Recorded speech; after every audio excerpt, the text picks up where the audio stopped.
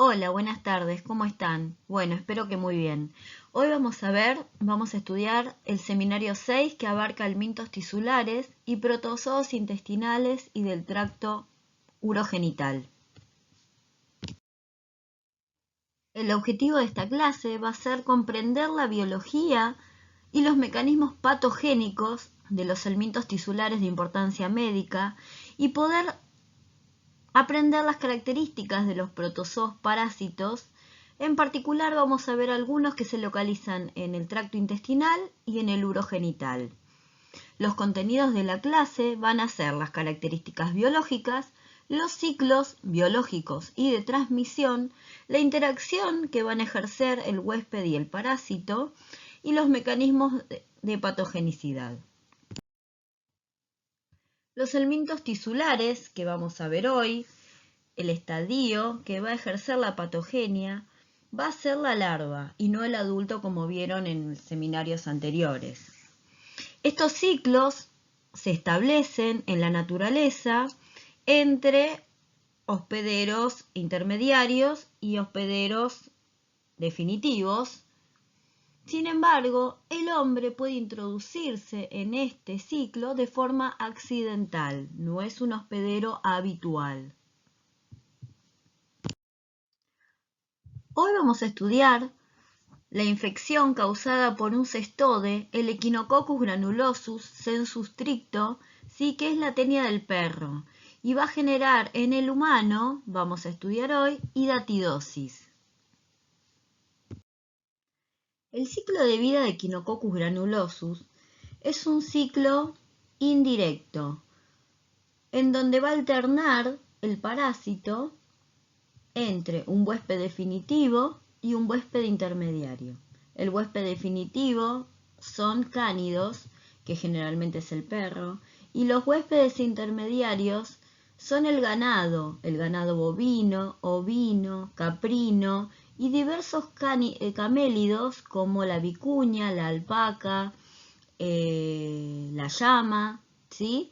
Por lo tanto, este ciclo se va a establecer no solamente en el sur de la Argentina, ¿sí? Si hablamos un poquito de epidemiología, tenemos que pensar que estos diferentes ganados están distribuidos en toda la Argentina. Puede suceder transmisión en el norte, en el este, ¿sí? En toda la cordillera, en el norte y en el sur, en la Patagonia. No debemos pensar solamente que la transmisión de la hidatidosis es solamente en el sur. Muy bien. El ciclo de vida, por lo tanto, vamos a comenzar por el perro, ¿sí? El perro en su intestino va a tener al adulto. Este es el adulto de Echinococcus granulosus, ¿sí? Es un cestode, tiene 3 o 4 proglótides, ¿sí? 1, 2, 3 proglótides. La primera es inmadura, madura y grávida, ya tiene los huevos, ¿sí? Estos huevos son directamente infectivos cuando salen a través de la materia fecal que deposita el perro, ¿sí? Por lo tanto, no necesitan maduración en el medio ambiente. Estos huevos ya están embrionados, tienen un embrión hexacanto. Muy bien, estos huevos son ingeridos habitualmente por el ganado. En algún momento puede introducirse accidentalmente el humano.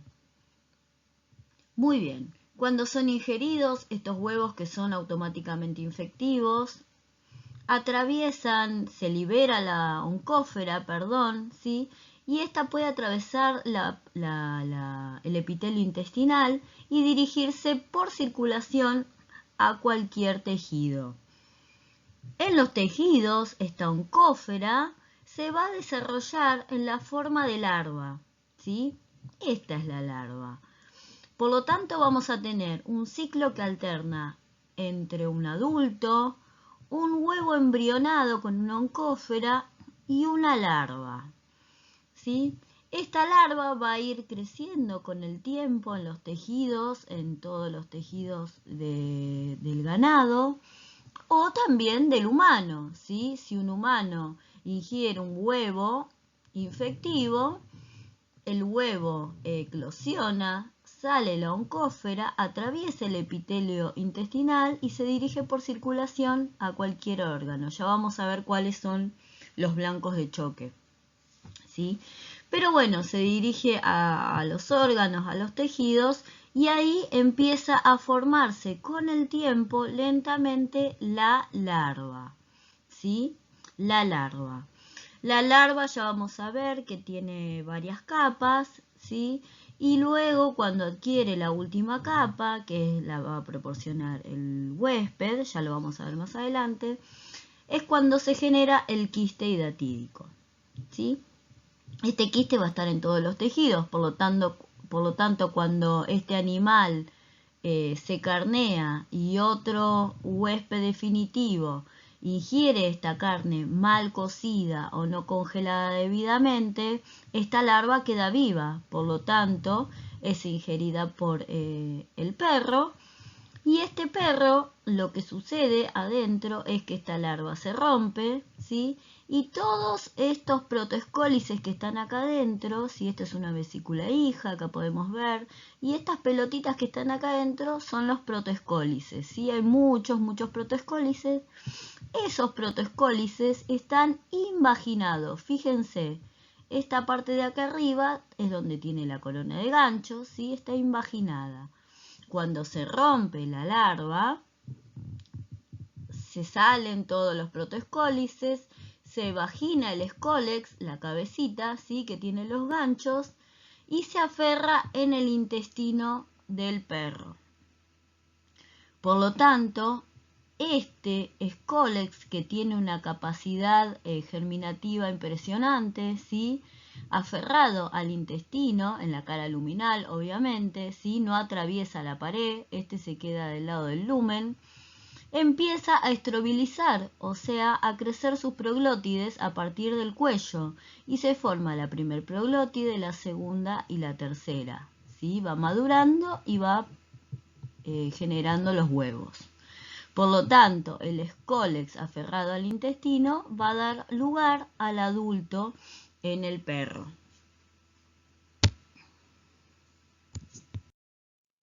Bueno, les quería aclarar un poquito porque quizá no quedó muy claro en la diapo anterior, ¿sí? Un perro infectado contiene miles de adultos en su intestino, están todos aferrados mediante su escólex, ¿sí? Y van liberando los huevos, o sea, imagínense muchísimos, los cuales salen con las deposiciones del perro.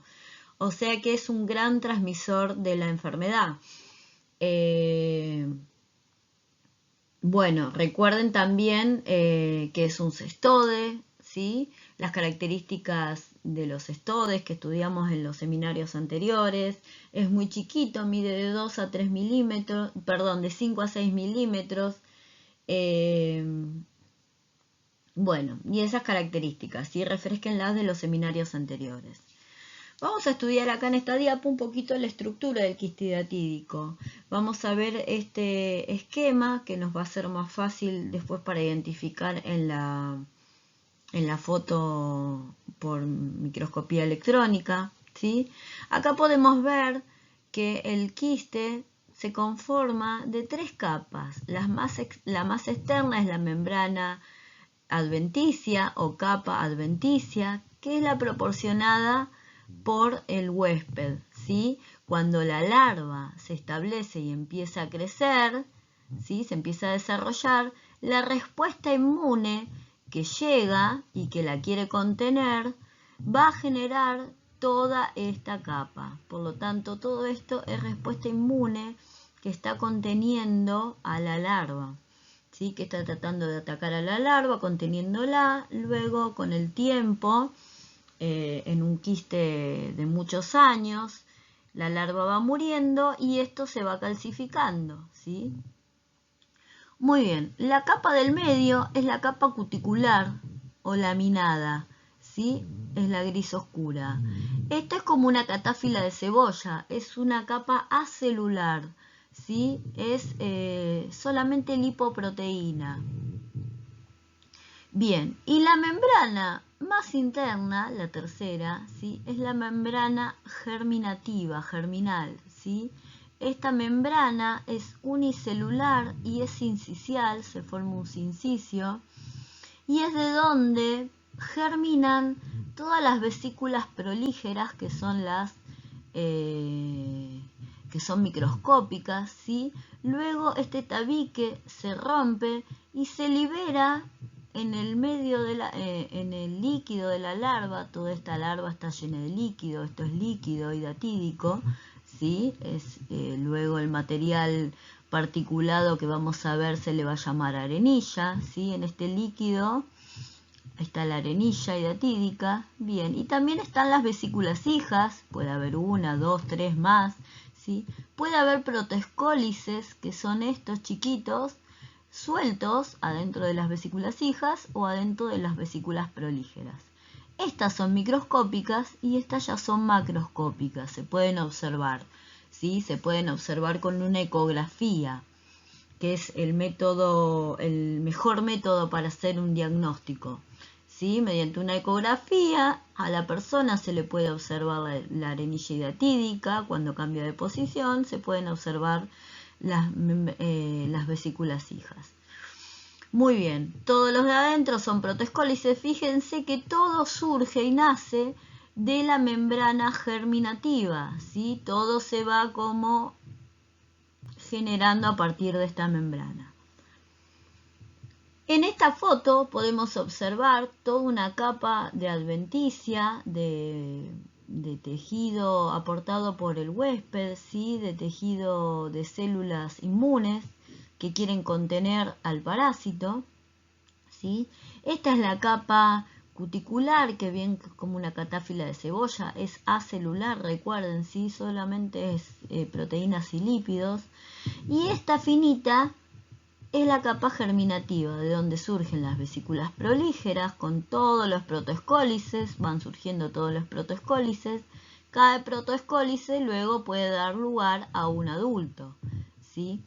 Sin embargo, además, tiene una capacidad germinativa tan alta, ¿sí? Que además, si esta larva, si este quiste se rompe, ya vamos a ver cómo puede suceder, digamos, bueno, por un traumatismo o durante una cirugía. Si este quiste se rompe, cada protoescólice puede dar lugar, ¿sí? Lo que se conoce como una siembra secundaria, a una nueva larva, ¿sí? O puede dar lugar a un adulto o puede dar lugar a una nueva larva, o sea, a un nuevo quiste hidatídico secundario. Muy bien, como les adelanté, la hidátide tiene líquido hidatídico, ¿sí? Compuesto generalmente por agua, proteína, estos son los compuestos solubles, y tiene material particulado, ¿sí? Como los escólices, los ganchitos de los protoescólices que pueden andar sueltos, ¿sí? Las vesículas prolígeras y las vesículas hijas. Acá podemos ver, es tan hermoso, fíjense los ganchitos, ¿sí? Esto va a dar origen a un adulto, ¿sí? Cuando estroviliza y se generan las proglótides. Bueno, yo les comenté que un humano puede introducirse accidentalmente en el ciclo de transmisión, o sea, puede estar en contacto con materia fecal, la cual contenga los huevos fértiles, o sea, los huevos ya infectivos que eliminó el adulto de un perro, el adulto que está alojado en el perro, perdón, ¿sí? Entonces ingiere un huevo, este huevo eclosiona, la oncófera es liberada en el intestino delgado, atraviesa el epitelio intestinal y ¿a dónde se dirige? ¿Sí? El primer órgano de choque, por cómo está dispuesta la circulación en el humano, obviamente es el hígado, ¿sí? Entre un 70-90% de las localizaciones son hepáticas, o sea, los quistes hidatídicos son hepáticos, ¿sí? En menor medida se pueden ir a los pulmones y mucho menor porcentaje podemos encontrar quistes hidatídicos en vaso, riñón, peritoneo, en la piel, en los músculos, ¿sí? Así como en el cerebro, en el corazón, en el hueso, en los ovarios, ¿sí? Acá hacemos la mención de que en el hueso, por la estructura que tiene el material del óseo, ¿sí? El quiste se desparrama a través de todas las trabéculas de todo el hueso y no puede formar una capa adventicia, por lo tanto no se denomina quiste, sino que es la larva, digamos, ¿sí? Una hidátide.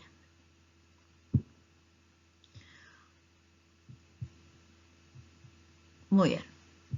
Podemos observar el gran tamaño que puede adquirir en el hígado un quiste, ¿sí? Bueno, y nada más en esta diapo. Muy bien, los mecanismos patogénicos van a estar dados por varios factores, ¿sí? Por el número de quistes que tenga la persona, por el tamaño del quiste, ya como vimos puede haber quistes muy grandes, ¿sí? Hepáticos o pulmonares, por el órgano en donde se ubiquen, ¿sí? Y bueno, y vamos a ver que puede haber complicaciones. Debemos recordar, y es importante saber, que el 60% de los quistes son asintomáticos por muchos años, ¿sí? 10, 20 años, supónganse, o por siempre. Los quistes, la larva cuando se instala y empieza a crecer, crece muy lentamente. Por ejemplo, en los pulmones puede crecer un poco más rápidamente porque el tejido es más elástico que el tejido del hígado. En el hígado ofrece mayor resistencia y entonces el quiste crece mucho más lentamente. Por lo tanto, quizá un quiste pulmonar pueda evidenciar alguna sintomatología más rápidamente que los quistes hepáticos, ¿sí? Pero bueno, igualmente es lento y van creciendo a medida de los años.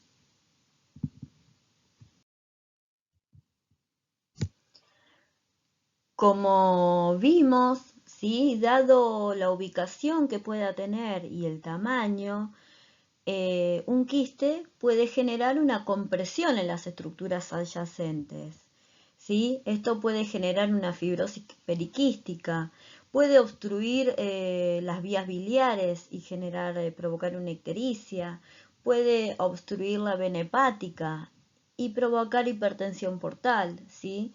Si un quiste se ubica en el pulmón y tiene un gran tamaño, ¿sí? Por compresión u obstrucción puede dar un dolor en los pulmones, ¿sí? Un dolor torácico. También puede establecerse una neumonía periquística, ¿sí? Bueno, son los mecanismos por el cual el quiste puede dar la patogenia. Distinto es el tema cuando hay una ruptura del quiste por cirugía o por traumatismo, ¿sí? Aquí, como les comenté anteriormente, se rompe la hidátide, se liberan todos los proteocólices, ¿sí? Y estos pueden dirigirse hacia nuevas ubicaciones y provocar lo que se conoce como hidatidosis secundaria o siembra. Estos tienen la capacidad de generar nuevas hidátides, imagínense, en muchísimos lugares, ¿sí? Bueno, además está la respuesta inmune del hospedador, o sea, el cuerpo va a tender a controlar estos parásitos y va a generar citoquinas y va a atraer mastocitos y se va a activar el sistema inmune de manera que se genere una reacción de hipersensibilidad de tipo 1, ¿sí? Lo que se conoce como shock anafiláctico debido a tanta liberación masiva de antígenos parasitarios. Además, los quistes se pueden infectar, ¿sí? Los quistes se pueden romper hacia el peritoneo, generar una siembra en el peritoneo y un cuadro de abdomen agudo, peligra la vida de la persona infectada. se pueden romper, los quistes pulmonares se pueden romper y generar una vómica. Los quistes hepáticos también pueden romperse y obstruir los canales biliares, ¿sí? La vena portal, bueno, y generar infecciones secundarias. Bueno, con respecto a la respuesta inmune, lo que sucede cuando una persona infectada tiene una larva de varios años, ¿sí? Un quiste hiatídico, lo que se ha podido comprobar es que los antígenos cuticulares estimulan en las dendríticas una diferenciación hacia un perfil tolerogénico. Estas dendríticas van a inducir la activación de linfocitos Th2, los cuales van a bloquear la producción de óxido nítrico por parte de macrófagos que se van a convertir en macrófagos alternativos en lugar de macrófagos activados clásicamente, ¿sí? Estos macrófagos alternativos no van a ser eficaces en la eliminación de la hidátide, por lo tanto va a favorecerse la persistencia del parásito a través de los años. Si se lograra instaurar una respuesta del tipo Th1 con alta producción de interleuquina 12 e interferón gamma, los linfocitos activados van a poder inducir la producción de óxido nítrico en los macrófagos activados clásicamente, y esto sí sería eficaz para eliminar a la larva y para matar al parásito. Sin embargo, lo que se observa es un perfil de tipo Th2 que permite la persistencia parasitaria. Bueno, acá vamos a empezar a estudiar las infecciones causadas por larvas de nematodes. Nos vamos a centrar en el estudio de la infección por Trichinella spiralis, ¿sí?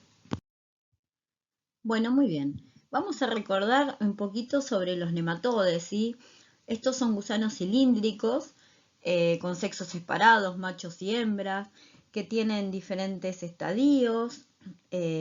A partir del huevo salen las larvas, distintos estadios larvarios de L1, L2, L3, L4, etc. Luego se diferencian adultos a machos y a hembras y copulan, y la hembra fecundada pone huevos, o en el caso que vamos a ver hoy de Trichinella spiralis, pare larvas vivas, ¿sí? Los nematodes, recuerden que son gusanos cilíndricos, como les comenté, tienen un pseudoceloma, en donde están inmersos los órganos, ¿sí? El órgano reproductor muy desarrollado, el órgano digestivo, el aparato digestivo, perdón, ¿sí? Que empieza por la boca, tiene un esófago, en el esófago tienen unas células trichinela que vamos a ver especializadas, luego viene el intestino, recto y ano, ¿sí? En esta diapo vamos a observar qué estadio larvario es causal de la patogenia, ¿sí? Ya sea la triquinelosis, acá como vemos la larva L1 de Trichinella spiralis es la enquistada en el tejido, es la causante de la patogenia. En las larvas migras viscerales podemos observar que la larva L3 de Toxocara es la causal de la patogenia cuando está enquistada en el ojo, por ejemplo, ¿sí? También podemos ver larvas L3 de Ankylostoma brasiliensis migrando por la piel, se puede ver los caminos serpentiginosos, ¿sí?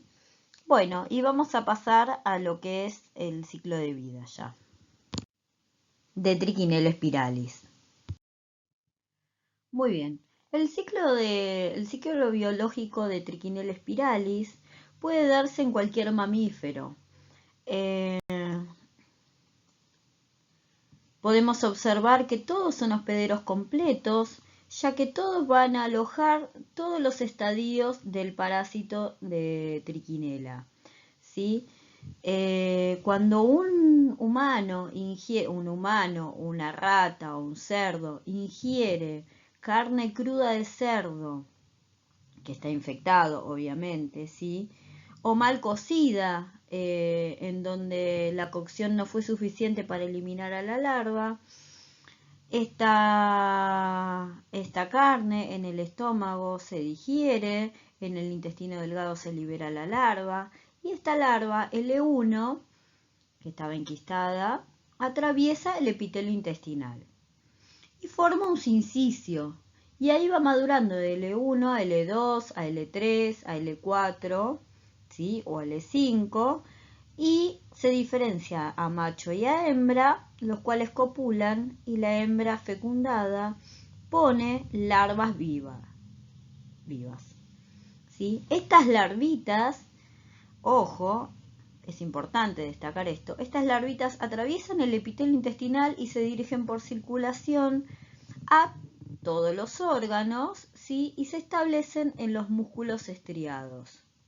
O sea, atraviesan todos los órganos y se alojan en los músculos estriados. Bien, en la rata y en el cerdo sucede el mismo ciclo, ¿sí?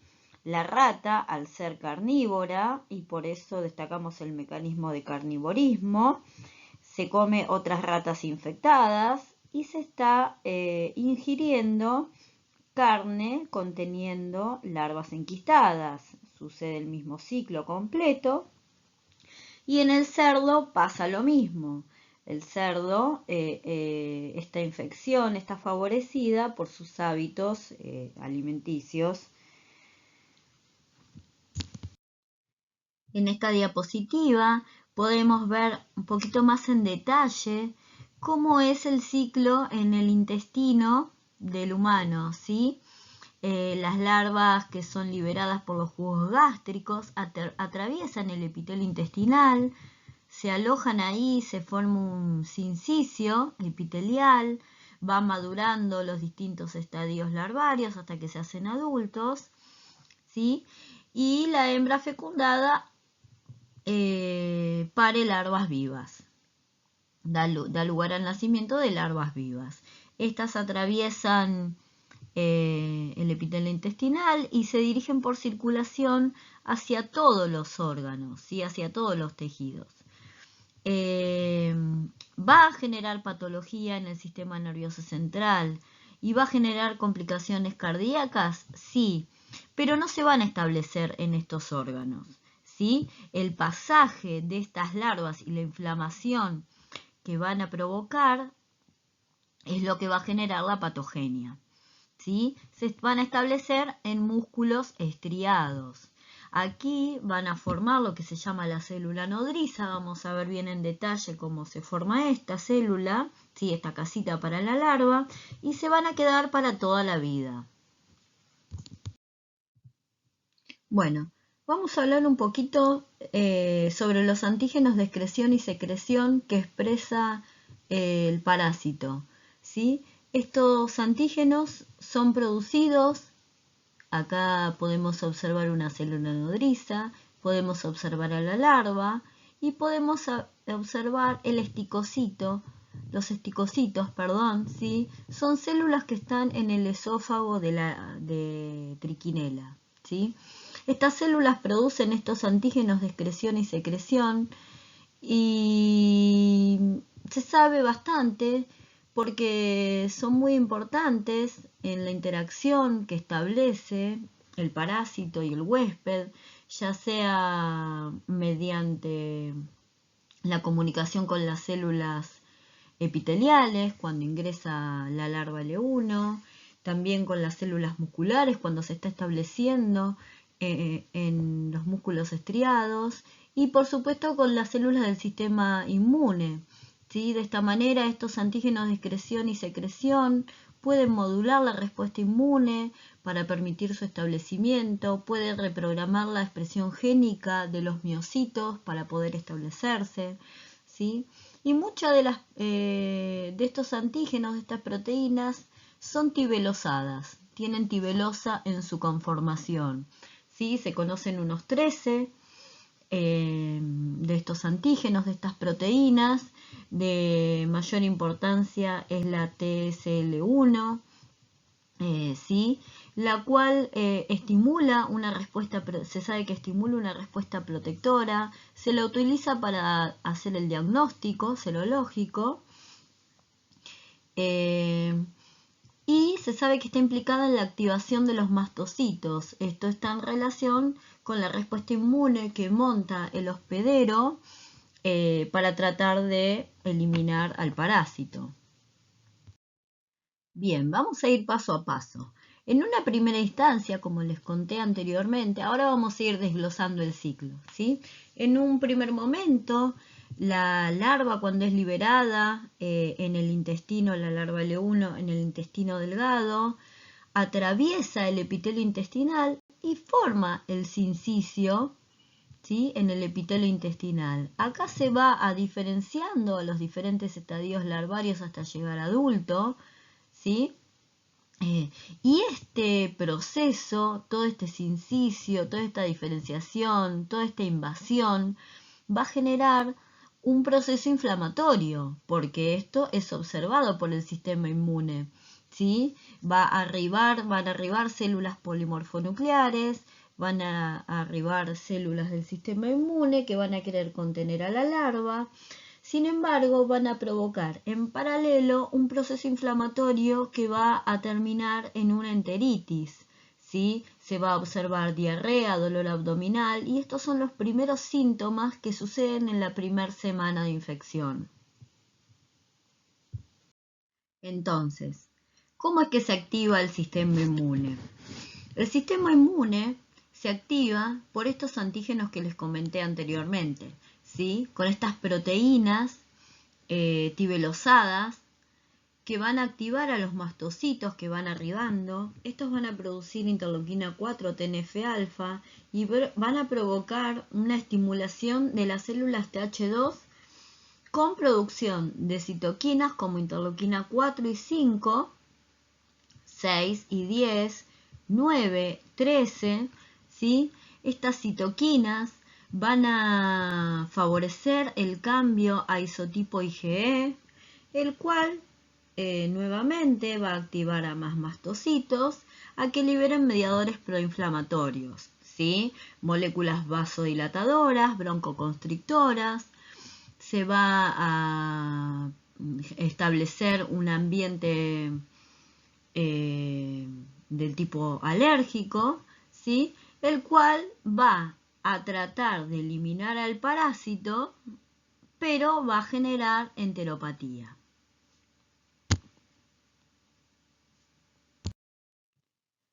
De la diapo anterior quería aclarar, porque por ahí se llevan una idea un poco equivocada, que no solo los mastocitos actúan en la respuesta contra el parásito, ¿sí? Obviamente están involucrados los eosinófilos, los neutrófilos, las células T, las dendríticas, los macrófagos. Bueno, todas las células van a contribuir al foco inflamatorio que se establece para tratar de eliminar al parásito. Esta eliminación, ¿sí?, se logra cuando se puede aumentar la cantidad de mocos, aumentar los movimientos peristálticos, ¿sí?, aumentar la permeabilidad celular para permitir la salida de líquidos, para tratar de generar una diarrea, ¿sí? Esto es lo que va a permitir la eliminación del parásito. Si ustedes recuerdan cuando vieron cómo el organismo, cómo la respuesta inmune intentaba eliminar el mintos en los estadios intestinales, ¿sí? Es un poco parecido, obviamente, a lo que se les explicó en los seminarios anteriores. La idea acá de remarcar a los mastocitos es porque tienen un papel fundamental, ¿sí?, ya sea produciendo la proteína de mastocitos de mucosa, ¿sí?, para aumentar la permeabilidad celular. Bueno, es una célula muy importante en la generación de una protección para el huésped. Bien, en esta diapo vamos a observar que cuando migran las larvas recién nacidas a través del torrente sanguíneo son observadas por el sistema inmune. Por lo tanto, se activan numerosos eosinófilos. Estos eosinófilos van a ser los que dañen el tejido, ¿sí? Estos eosinófilos, a través de la citotoxicidad dependiente de anticuerpo, van a tratar de eliminar al parásito. Sin embargo, sus productos, como la proteína básica mayor, van a dañar las paredes de los vasos sanguíneos, ¿sí? Van a ejercer citotoxicidad sobre las fibras musculares, lo que va a dañar el tejido y va a provocar un aumento de las enzimas musculares como la CPK, lo cual es un criterio de diagnóstico para nosotros. Al establecimiento de estas larvas que están migrando, de estas larvas recién nacidas, que están migrando por el torrente sanguíneo y llegan a las fibras musculares, el establecimiento de estas se llama transformación basófila, ¿sí? Lo que van a empezar a hacer es modificar la célula, que se va a llamar célula nodriza, empezar a destruir el aparato contráctil, van a provocar que se desplace el núcleo hacia el centro de la célula, ¿sí? Aumente de tamaño el nucleolo, porque va a empezar a provocar el parásito una síntesis de ADN y ARN en su favor, ¿sí? Va a aumentar el número de mitocondrias porque va a empezar a haber mayor actividad, ¿sí? Va a modificar el Golgi, el retículo endoplasmático, los ribosomas, todo en su favor para tratar de establecer su célula, su casita, su célula nodriza. Entonces este establecimiento, ¿sí? Empieza a partir del día 7. Hasta el día 7 vamos a tener los síntomas intestinales. A partir del día 7 empieza el establecimiento de la larva y la formación de la cápsula en los tejidos. Lo que van a hacer las proteínas parasitarias es dirigir una transcripción de ARN de mensajeros para producir colágenos del tipo 4 y 6 para encapsular a la larva, ¿sí? Además de la manipulación de los genes de colágeno, se dispara un evento hipóxico inicial, el cual va a estimular la producción de Vascular Endothelial Growth Factor, ¿sí? El cual va a promover la angiogénesis y la formación de nuevos vasitos sanguíneos alrededor de la cápsula. Esto le va a permitir al parásito encapsulado tener un mayor aflujo de nutrientes y poder eliminar sus desechos, los cuales serían tóxicos para él mismo, ¿sí? Bueno, la célula nodriza, la cápsula, está completa a las 2 semanas de haber iniciado la infección, de haberse iniciado la infección. Esta célula es una célula especializada que le va a proveer además protección contra el sistema inmune, está como escondida, ¿sí? Lo que se ha observado es que estas larvas pueden vivir durante años. Sin embargo, si llegaran a morir, ¿sí? Las que mueren a partir de los 10 meses se empiezan a calcificar generando granulomas. Y es lo que va a provocar los dolores musculares.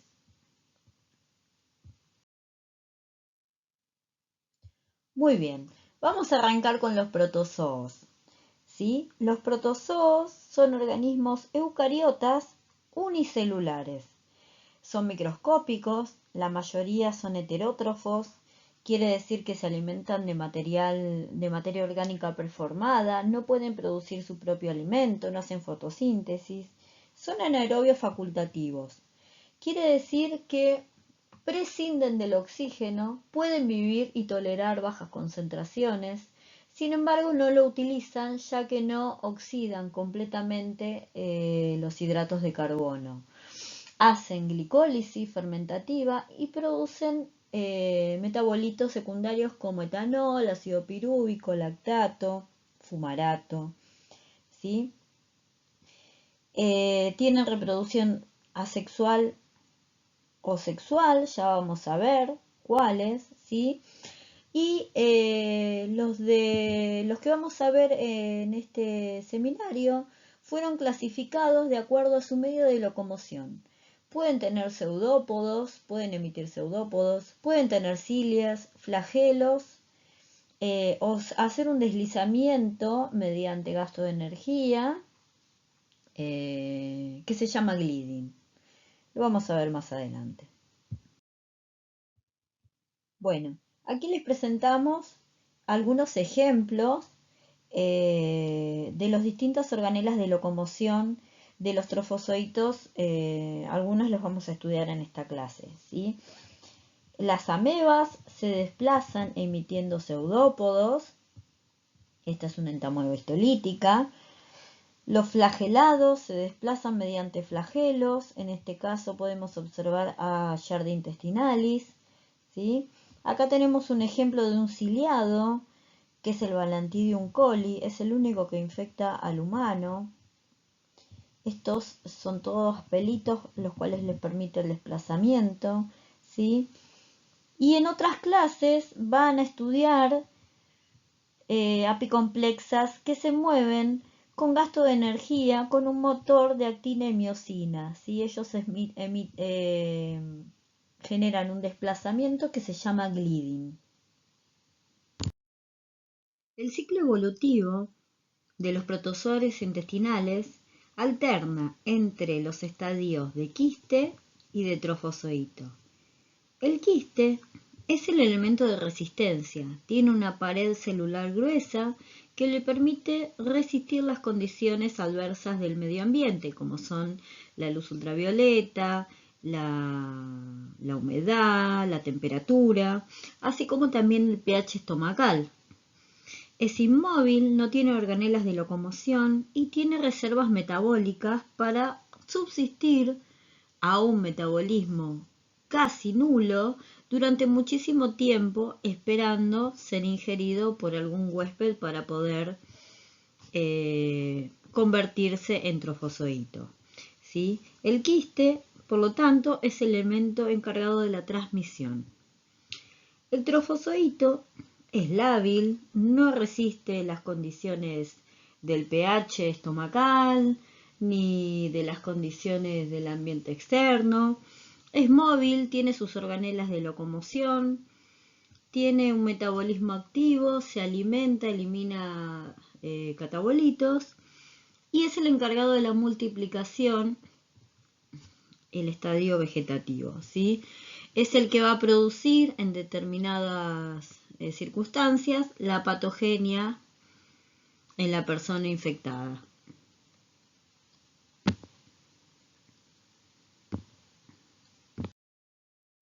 Muy bien, aquí podemos ver más claramente cómo es el ciclo de vida de estos protozoos, ¿sí? Un trofozoito se enquista en un quiste y el quiste se desenquista dando liberación al trofozoito. Muy bien, ¿cuáles son los mecanismos que gatillan estos procesos? ¿Sí? Para Giardia se ha demostrado que la depresión del colesterol, así como la alta concentración de sales biliares, son factores fundamentales. ¿Qué sucede? Giardia no puede sintetizar colesterol de novo, así que lo obtiene del intestino de su huésped. Las sales biliares forman micelas estables con el colesterol y lo mantienen secuestrado del alcance de la Giardia. Por lo tanto, es un factor que contribuye al enquistamiento de este parásito. También el pH alcalino. Se ha demostrado que es un factor que contribuye al enquistamiento hacia el quiste. Muy bien, Giardia presenta en su superficie una gran cantidad de una proteína que se llama BSP, que es proteína variable de superficie.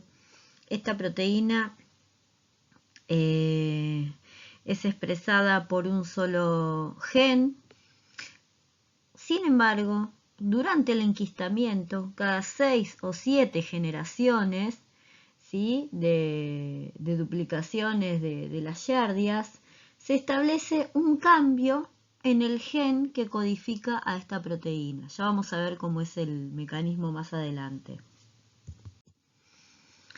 Este cambio permite que unos pocos trofozoitos dentro de toda la población que expresa una sola variable, exprese una variable diferente. Por lo tanto, durante el proceso de enquistamiento, la mayoría de los trofos que se enquistan van a ser, supónganse, del tipo A y unos poquitos van a ser del tipo B.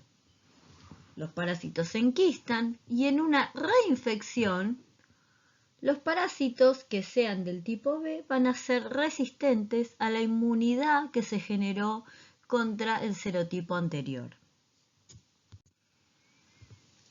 Ahora bien, los factores que determinan el enquistamiento en entamoeba histolítica son unos cuantos.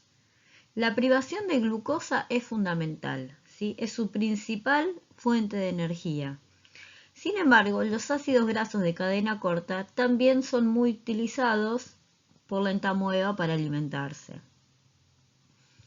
Las bajas concentraciones de mucus también son disparativas del enquistamiento de la entamoeba histolítica, así como la elevada tensión de dióxido de carbono. La elevada tensión de dióxido de carbono puede ser consecuencia de la alta población, de la alta densidad parasitaria que existe en el medio, y esto es indicativo de que mucha gente quizá no tenga comida para todos sus miembros, por lo tanto, es un factor que va a desencadenar el enquistamiento. Ahora bien, para que un quiste se desenquiste, debe censar por dónde anda, ¿sí? Porque el quiste no se desenquista en la tierra, en el medio ambiente, en la cáscara de la fruta mal lavada, ¿sí? De la fruta o de la verdura que consumimos. Un quiste se desenquista en la porción del intestino exacta que necesita el parásito. Para Giardia es el intestino delgado y para entamoeba es la última porción del intestino delgado, casi comenzando el intestino grueso. Es donde se van a ubicar estos dos parásitos, ¿sí? Giardia se va a alojar en el intestino delgado y entamoeba histolítica en el colon. Las señales van a ser sensadas a través de la pared celular por unos receptores que tiene, porque el quiste tiene proteínas en su superficie, ¿sí? Va a sensar el pH ácido primero del estómago y luego van a sensar los cambios de pH entre las partes superiores e inferiores del intestino del tubo digestivo, ¿sí? Para el desenquistamiento se ponen en marcha mecanismos enzimáticos tanto del parásito como del huésped. Los dos contribuyen a la ruptura del quiste, no es un proceso pasivo en el cual se desintegra la pared celular. No, es un proceso activo también por parte del parásito, ¿sí? Ya sea si tenga flagelos, ellos van a estar rompiendo la pared del lado de adentro, se van a utilizar fosfolipasas, se van a utilizar proteinasas, quitinasas, etc. Y luego del desenquistamiento surge el trofozoito. Ahora sí, vamos a enfocarnos en los parásitos que nos interesan. Vamos a comenzar con las amebas. En este cuadro vamos a ver varias amebas, ¿sí? Vamos a ver amebas que son patogénicas para el hombre como entamoeba histolítica. Vamos a ver amebas que son comensales y que se las puede encontrar en la materia fecal, ¿sí? Y aunque no generen daño, nos dan un indicio de la calidad de agua que está bebiendo esa persona, ¿sí? Los comensales son entamoeba dispar / Moszkowski, ¿sí? Entamoeba coli, entamoeba armani, Endolimax nana, Iodamoeba buschili, ¿sí? En la cavidad podemos tener Entamoeba gingivalis, que es comensal, ¿sí? Esta no presenta forma de quiste, solamente es trofozoito. Todos los demás tienen quiste y trofozoito, los cuales se ven en este gráfico. Está muy lindo. Arriba se puede ver los trofozoitos de cada parásito. En la filita del medio se ven los prequistes y abajo están los quistes. Estas son coloraciones con Lugol. Estos pueden ser observados en la materia fecal, haciendo unas determinaciones en fresco o en seriado. Muy bien. También hay amebas de vida libre. ¿Qué quiere decir? Que pueden completar su ciclo en la vida libre, no necesitan de un huésped. Sin embargo, al ingresar algún huésped susceptibles, pueden ser parásitos o facultativos, ¿sí? Como la Naegleria, que provoca encefalitis amebiana primaria, o Acanthomoeba, que puede provocar queratitis. De las características morfológicas no vamos a hablar mucho porque eso lo van a ver bien en micro 2 para hacer los diagnósticos, pero sí vamos a observar a la entamoeba histolítica / dispar. Quiere decir que morfológicamente son indistinguibles, su diagnóstico entre estas dos se hace por PCR, pero sí podemos distinguir a una entamoeba histolítica dispar de una entamoeba coli que es comensal, porque la distinguimos en base a sus quistes. Estas tienen 4 núcleos y Entamoeba coli va a tener más de 4 hasta 8. ¿Sí? Eso es una característica distintiva que podemos observar y tienen que retener de este cuadrito. Bueno, comenzando con esta Entamoeba histolítica, que es patógena para el hombre, ¿sí? Podemos ver que es cosmopolita y es endémica de países en desarrollo como México, Ecuador, Venezuela, Brasil y falta Perú también, ¿sí? El humano es el único reservorio, no hay reservorios animales, no es una zoonosis. Y se va a ubicar, recuerden, en el ciego y en el colon ascendente. En estos lugares es donde va a ejercer la patogenia, ¿sí? Acá podemos ver un fresco, ¿sí? Y en esta foto en fresco podemos ver un núcleo y podemos ver que ha ingerido glóbulos rojos, ¿sí? En esta tinción podemos ver el núcleo con su cromatina periférica y su nucleolo central, y podemos observar estos que son glóbulos rojos ingeridos. Quiere decir que esta entamoeba histolítica es patógena, ¿sí? Es invasiva. Podemos dar un diagnóstico de certeza al observar los glóbulos rojos ingeridos. El ciclo de vida de entamoeba es un ciclo de vida directo, en donde interviene un solo hospedero, ¿sí? El ciclo comienza cuando una persona ingiere quistes maduros. ¿Cómo los ingiere? No los ingiere directamente, sino que los quistes van a estar contaminando el agua con la cual se lavan frutas y verduras, ¿sí? No se lavan bien, quedan estos quistes, o en el agua de bebida, ¿sí? Entonces la persona ingiere estos quistes por las señales que dijimos anteriormente, ¿sí? El cambio de pH, el pH estomacal, todo lo que vimos anteriormente. Le advierten al quiste que ha llegado al colon, a la última porción del intestino delgado y al colon, y debe desenquistarse. Porque aquí el trofozoito que sale va a tener un ambiente propicio para su supervivencia. El trofozoito se adhiere al epitelio intestinal, ¿sí? Trata de establecerse, se multiplica, se alimenta, genera mucha progenie.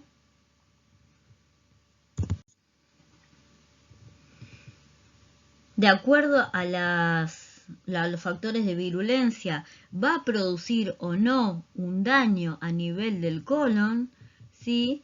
Y si tiene más factores de virulencia que le permitan atravesar el epitelio y dirigirse hacia otros órganos, es que va a poder establecer una infección extraintestinal, ¿sí? El primer órgano de choque es el hígado y en mucha menor frecuencia los pulmones y el cerebro. Ojo, que no todos los trofozoitos pueden atravesar el epitelio intestinal y sobrevivir en el lecho vascular, ¿sí? Solo un 1% de las infecciones logra establecerse como extraintestinal también, ¿sí? Ahora bien, estos trofozoitos que se están alimentando, que se están duplicando acá en el colon, que están o no generando patogenia, cuando sensan alguna señal adversa, ¿sí? Como alta densidad de trofozoitos, escasa glucosa, se gatilla el enquistamiento. El trofozoito se enquista y sale con la materia fecal hacia el exterior.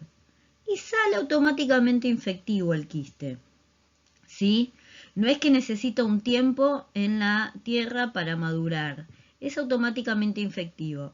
Por lo tanto, esta persona, si tiene malos hábitos de higiene, por el mecanismo ano-mano-boca, podría ingerirse un quiste y generar una autoinfección.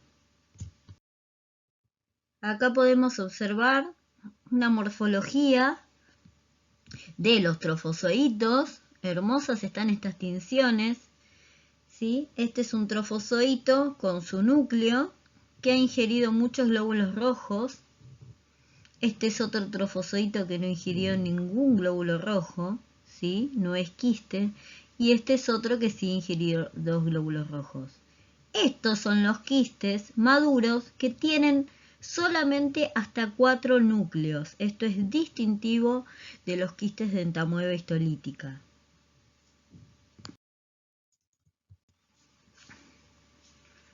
Muy bien. La patogénesis en la infección por la entamueba. No siempre produce enfermedad entamueba histolítica. La gran mayoría de los casos son asintomáticos, ¿sí? Sin embargo, en algunos hospederos va a producir alguna sintomatología, ya sea intestinal o extraintestinal, ¿sí? ¿Y eso de qué depende? Depende de los factores del hospedero y de los factores del parásito. Por parte del hospedero, se sabe que la desnutrición, el alcoholismo, la corticoterapia y las inmunodeficiencias van a desbalancear el microambiente intestinal, la cantidad de mucus, la flora bacteriana va a estar alterada y la motilidad intestinal.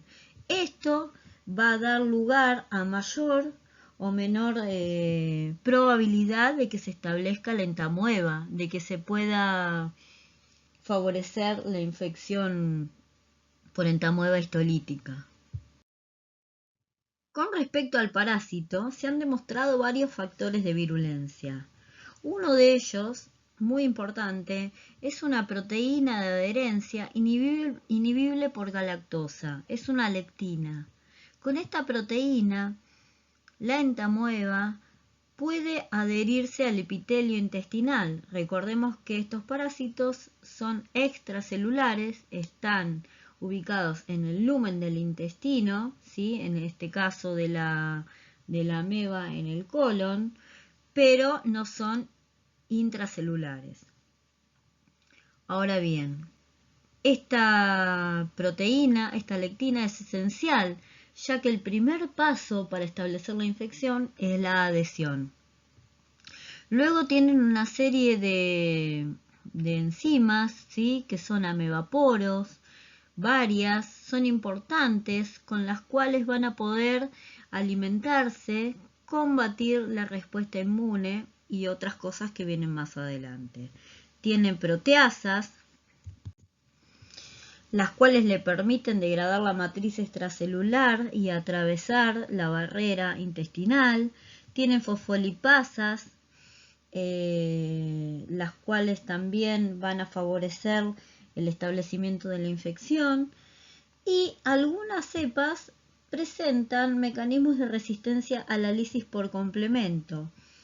Estas, que van a ser en un 1% de las infecciones, ¿sí? Estas amebas van a lograr poder sobrevivir en el lecho vascular y no ser degradadas por el sistema del complemento. Acá podemos empezar a ver esquemáticamente cómo sería la patogénesis de la infección por entamoeba histolítica. Podemos observar la infección por una ameba, la cual no tiene tantos factores de virulencia. Entonces logra disgregar un poco el moco mediante su sed de proteasas y bueno, se alimenta, se reproduce y llegado el momento y dependiendo de la cantidad de trofozoitos que hubiere y del alimento disponible, se empieza a enquistar y estos quistes salen con la materia fecal hacia el exterior. Esta infección es asintomática, no se ha dañado el epitelio intestinal. Sin embargo, si la ameba tiene otros factores de virulencia tales que le permiten disgregar mucho más el moco, adherirse al epitelio intestinal, romper las uniones intercelulares, combatir las células que la están atacando, degradar el epitelio intestinal, alimentándose de él, de todo lo que tiene a su alrededor, y logran llegar hasta un vaso sanguíneo, podrían diseminarse hacia otros órganos. Acá la ameba también va a tener que tener una resistencia al complemento si no va a ser degradada en esta instancia, ¿sí? La ameba que tenga todos estos factores de virulencia va a poder establecerse, supónganse, en el hígado. Acá podemos observar algunas proteínas necesarias, como les dije. La adhesión es fundamental. Degradar la matriz extracelular, las uniones intercelulares, eliminar a las células que tiene por delante, es fundamental. Y poder resistir el complemento, ¿sí? Y resistir los mecanismos de capping, ¿sí? Y otros que pone en marcha el propio huésped. En este esquema podemos ver paso por paso las moléculas involucradas durante el proceso inicial, ¿sí? previo a la invasión, ¿sí? Todo esto va a desencadenar un proceso inflamatorio que va a ser conveniente para la ameba para su invasión, ¿sí? Y comienza así. Primero la ameba se tiene que adherir. Como les dije, la SHIAP es esencial. Se adhiere el epitelio intestinal. Previamente tuvo que haber degradado todo el mucus, ¿sí? Para llegar hasta aquí.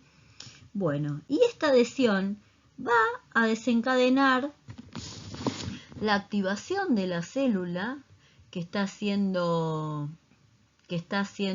avisada, tocada, ¿sí? Y va a desencadenar la transcripción de ciertos genes. Va a poner en marcha la producción de precursores de interleuquina 1, ¿sí? Y la ameba va a ayudar en este proceso liberando amebaporos, ¿sí? Liberando cisteína proteasas para degradar a la célula que está atacando y para activar el precursor de interleuquina 1. Cuando se haya activado interleuquina 1, alfa y beta, se va a disparar las transcripciones de genes proinflamatorios, ¿sí? Como la interleuquina 1, 8, derivados de la ciclooxigenasa 2, prostaglandina 2. Se va a poner en marcha todo un mecanismo proinflamatorio. Se van a reclutar los neutrófilos gracias a estos quimiotratantes, ¿sí? Y estos neutrófilos también van a ser blancos de la ameba, ya que la ameba engulle todo lo que tiene a su camino, ¿sí? Se van a empezar a romper las uniones intercelulares, va a degradar la matriz extracelular y va a poder atravesar y va a generar la invasión. Acá podemos ver distintos procesos que pueden ocurrir durante la infección con las amebas, ¿sí? Podría suceder que la ameba haga una perforación y se sobreinfecte peritoneo, ¿sí? Pueden establecerse uno o varios amebomas. Estos amebomas es tejido, es respuesta inmune que luego se transforma en tejido fibrótico alrededor de las amebas, ¿sí? Las lesiones más características son las úlceras. Son úlceras que tienen forma de cuello de botella y visto desde la superficie, macroscópicamente forman un botón de camisa, un punto como botón de camisa en el lugar de entrada en el epitelio intestinal. Esto puede sobreinfectarse también. Las formas extraintestinales, las que tengan la capacidad de soportar el complemento, la respuesta inmune y logren establecerse en el hígado, supónganse, ¿sí? Van a ser controladas en primera medida por células NKT, luego van a venir macrófagos, neutrófilos, macrófagos, luego los linfocitos. Sin embargo, toda esta respuesta que va a estar conteniendo la infección, generando un granuloma, un ameboma, toda esta respuesta va a estar suprimida, regulada. Se sabe que una respuesta del tipo Th1 con interferón gamma logra combatir a la infección, pero bueno, en el sitio de extraintestinal, en el hígado, el granuloma que se forma, la respuesta va a estar regulada. Vamos a empezar a estudiar los flagelos, ¿sí? En esta clase vamos a ver dos flagelados que van a ser la Giardia intestinalis, ubicada en el intestino delgado, y vamos a ver al final unas palabritas de Trichomona vaginalis que obviamente va a estar ubicada en el tracto genitourinario. En otras clases van a ver a Trypanosoma cruzi, a las leishmanias, y bueno, y para que recuerden que no todos son patógenos, sino que hay comensales, hay flagelados comensales como Retotartomonas intestinalis, Dientamoeba fragilis, Chilomastis mesnili, Enteromonas, Pentatrichomonas y Trichomona tenax. Todos estos, si bien no son patógenos, al encontrárselos en la materia fecal dan un indicio de contaminación del agua de bebida. Vamos a comenzar con la Giardia, ¿sí? Giardia intestinalis, duodenalis o lamblia es lo mismo. Es un parásito cosmopolita de climas cálidos y templados, ¿sí? Su grupo de riesgo son niños, aproximadamente un promedio de 5 años, ¿sí? Personas que tengan inmunodeficiencia de IgA, esta inmunoglobulina se ha demostrado que es eficaz en la protección contra la infección por Giardia, ¿sí? Este parásito se va a localizar en el duodeno y yeyuno y es un problema realmente importante en Asia, en África y América Latina. Produce principalmente infecciones asintomáticas en el 90% de las personas que la portan, ¿sí? Y solamente un bajo porcentaje, un 10%, va a presentar sintomatología.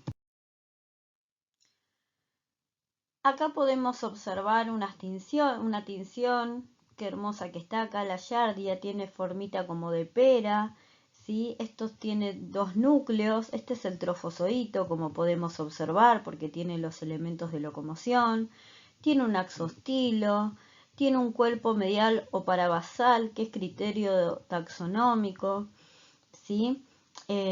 Los flagelos son 8, son 2 anteriores, 2 posteriores, 2 ventrales y 2 caudales, ¿sí?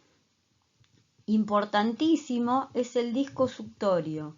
Este disco y toda su proteína que lo recubre es fundamental porque media la adhesión al epitelio intestinal. Este también es un parásito extracelular, ¿sí? Y el éxito de la infección lo va a dar en primera medida la adhesión al epitelio. Acá podemos ver un quiste, ¿sí? en donde se puede observar solamente 2 núcleos, pero tiene 4, se puede ver un axostilo y restos de flagelos, o sea, todo lo necesario para que cuando se gatilla el desenquistamiento se pongan en marcha los mecanismos de activación y se genere un nuevo trofozoito que va a salir a la luz del intestino delgado. El ciclo de vida de este parásito, de Giardia, es un ciclo directo, en donde todo el ciclo ocurre en un solo hospedero, ¿sí? Todo comienza cuando una persona ingiere quistes que van a estar contaminando ya sea el agua de bebida o el agua con la cual se lavan las verduras y las frutas, ¿sí? Esta va a ser un agua la cual va a tener materia fecal conteniendo los quistes de Giardia. Muy bien, estos quistes ingresan al organismo. En el intestino delgado existen esas señales que les comenté al principio de cuando empezamos a ver los flagelados y las amebas, ¿sí? En los mecanismos de enquistamiento y desenquistamiento. Esas señales le van a decir al quiste que se puede desenquistar. Entonces va a salir en el intestino delgado el trofozoito de Giardia. En primera medida, y gracias al disco suctorio, se adhiere al epitelio intestinal. Esto es fundamental, es un paso importantísimo para la infección. Si no se adhiere, se va. Entonces se adhiere, se empieza a alimentar, se empieza a multiplicar y no tiene una posibilidad de hacer una infección extraintestinal. Solamente se queda en el intestino delgado. ¿Sí? Solamente puede hacer una infección en el intestino delgado. Ahora bien, cuando las condiciones son adversas, se disparan señales de enquistamiento, el trofozoito se enquista, genera su pared celular, retrotrae sus organelas de locomoción y sale a través de la materia fecal de manera automáticamente infectiva. O sea que esta materia fecal es la que va a contaminar el agua y los alimentos lavados con esa agua. Al salir automáticamente infectivo este quiste, esta persona podría, de acuerdo a sus hábitos de limpieza o de mala higiene, mejor dicho, ¿sí? Mediante un mecanismo de ano, mano, boca, llevarse quistes infectivos a la boca y autoinfectarse mediante un mecanismo de ano, mano, boca. De autoinfección, perdón, con una forma de ano, mano, boca. Bueno, quedó medio lío de palabras, espero que se entienda. Cualquier cosa ya saben que nos van a poder preguntar. Aquí abajo es para recordarles, ¿sí? Que el trofozoito, se divide por fusión binaria longitudinal, ¿sí? De un trofozoito, 2 trofozoitos.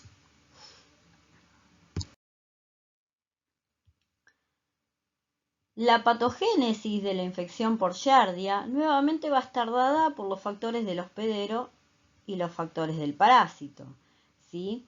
El estado de la mucosa, si tiene otros factores concomitantes que generen inflamación, van a ser predisponentes para la infección por Giardia, ¿sí? Así como anomalías estructurales y funcionales, por ejemplo, una enfermedad de celiaquía, ¿sí? Así como también el déficit y la disminución de la inmunoglobulina A. Todo esto va a contribuir a que esta persona sea más susceptible a la infección por este parásito. Con respecto a la Giardia, ¿sí? Hay cepas de distinta virulencia, hay variabilidad intraespecífica, o sea que hay cepas más virulentas que otras. La carga parasitaria es un factor predisponente hacia la infección o no, ¿sí? Unos pocos parásitos no van a causar una infección productiva. Más de 10 o 15 parásitos ya sí, ¿sí? Giardia tiene una proteína de superficie que es la proteína variable de superficie. Es una proteína que se expresa con un solo gen, ¿sí? Que en determinada, cada tantas generaciones, presenta una variación. Por lo tanto, esta nueva generación de yardias que presentan esta variación le van a permitir escapar de la respuesta inmune ya formada, ¿sí? Esto le confiere una ventaja para su diseminación, ¿sí? Y aumenta su virulencia, por supuesto. Además tiene muchísimas proteasas y tiene proteínas como la yardina que están en el disco suctorio que le permiten la adhesión. Todos estos factores van a contribuir a que sea más o menos malita la yardia. Como les conté un par de veces, ¿sí? La variación antigénica de esta proteína va a estar dada por un mecanismo de ARN de interferencia, ¿sí? ¿Qué quiere decir?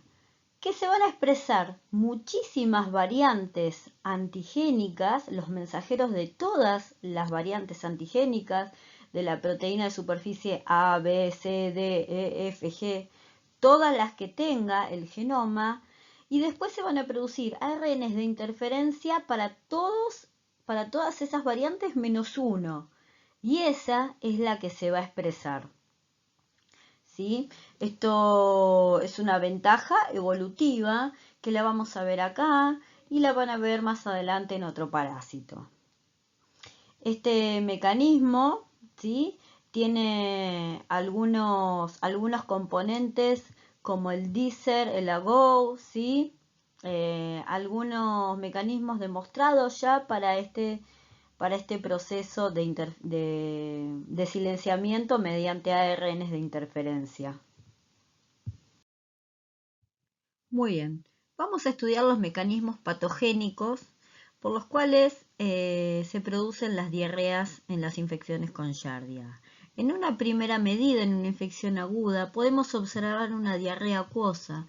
Esto es debido a que los enterocitos en presencia del parásito se activan y liberan iones cloro y sodio al lumen, lo que conlleva un aflujo de agua hacia el exterior y se provoca la diarrea acuosa.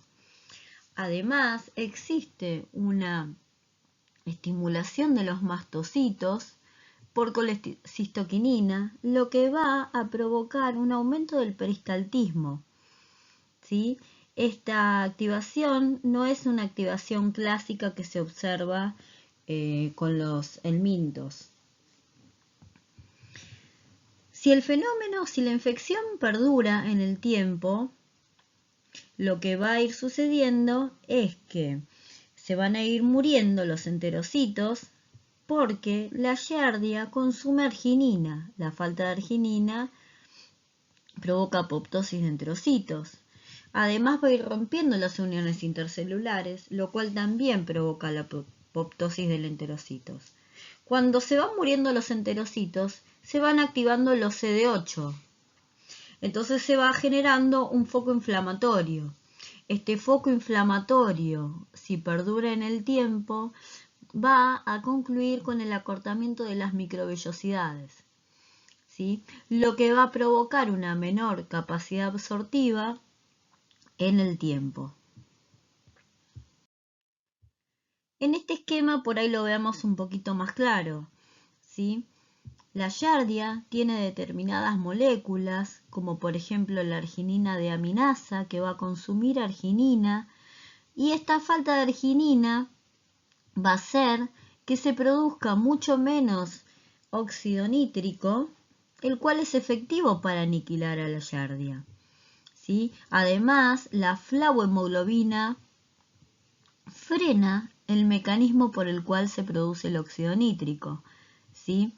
También Giardia tiene algunas proteasas, como la catepsin proteasa, con las cuales logra degradar el moco y llegar hasta el enterocito y adherirse mediante su YAP, ¿sí? Además, estas proteasas van a degradar a la interleuquina CXCL8, que es atractante de polimorfos. Estos no van a arribar al epitelio, los cuales serían efectivos para eliminar al parásito, ¿sí? O sea que la Giardia se mantiene ahí firme para establecerse.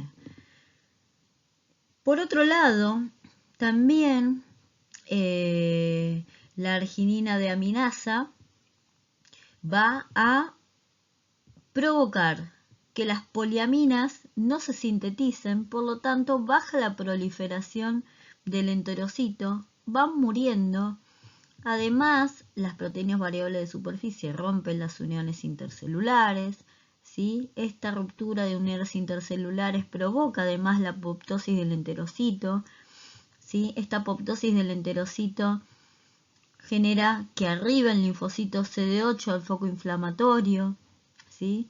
Y además tiene algunas caspasas que promueven la apoptosis del enterocito. Entonces, la ruptura de las uniones intercelulares hacen todo este epitelio mucho más permeable, se promueve una salida de líquidos y se estimula una diarrea acuosa para tratar de eliminar a la Giardia. Sin embargo, Giardia trata de establecerse combatiendo diferentes mecanismos. Bien. Este es un tema importante, el de la disbiosis. ¿Por qué?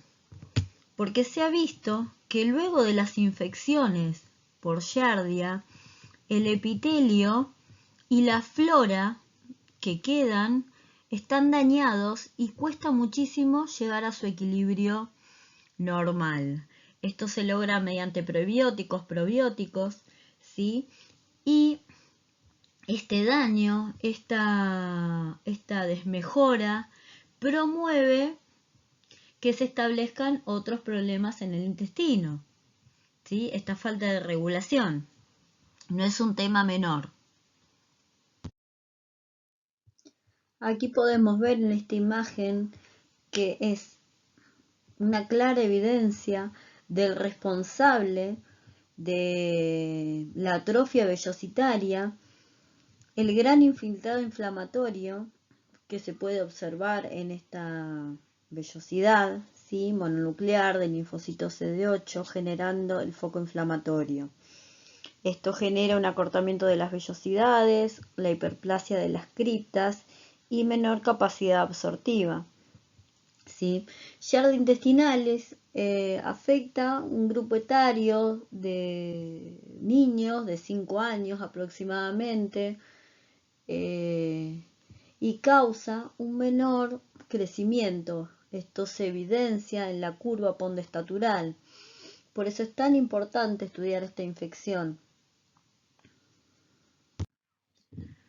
Bueno, para terminar vamos a estudiar un poquito sobre Trichomonas vaginalis, que es un protozoo flagelado que causa la tricomoniasis, ¿sí?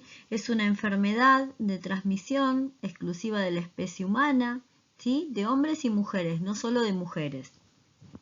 Los factores de riesgo van a ser la edad, porque va a ser una edad en donde las personas tengan relaciones sexuales, ¿sí? Otro factor de riesgo son las múltiples parejas y las prácticas sexuales sin preservativo.